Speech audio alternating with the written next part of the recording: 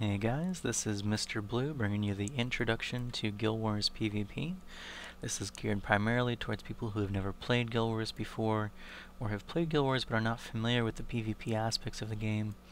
Basically, the core of what Guild Wars comes down to that differentiates it from other games is that you only ever allowed to have 8 skills on your bar. Those skills come from a long list of skills both from your class, as you can see here for the Elementalist, and from a secondary class. You can bring any combination of those skills, with the exception of these gold skills that are called elites.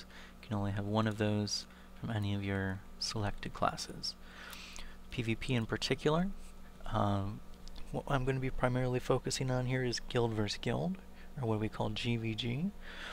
What that is an 8v8 scenario where you are fighting for control of each other's base, and in particular also for control of a flag stand that gives you morale boost.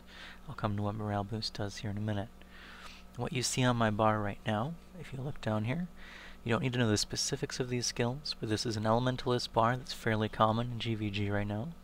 It offers a lot of defensive utility from these skills here, has a direct spike damage, as well as some utility and pressure damage from these skills. Energy management is built in with this skill, and a res. This res is also one of those things that differentiates Guild Wars from other PvP games, is that in Guild Wars, if someone on your team dies, it's not the end of the world. In Guild Wars PvP, it is expected to an extent that you will die. In particular, out of that 8-man team, typically 6 people on that team will have a resurrecta that you see here.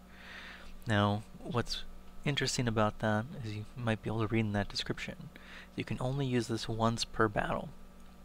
However, if you do control the flag stand to the point that you get a morale boost, which means that you've controlled it for 2 minutes straight, you can get these resurrects back. And so it becomes a very important aspect of the game, as very few teams are good enough to defeat the opposing team without taking any casualties unless there's some large gap in skill.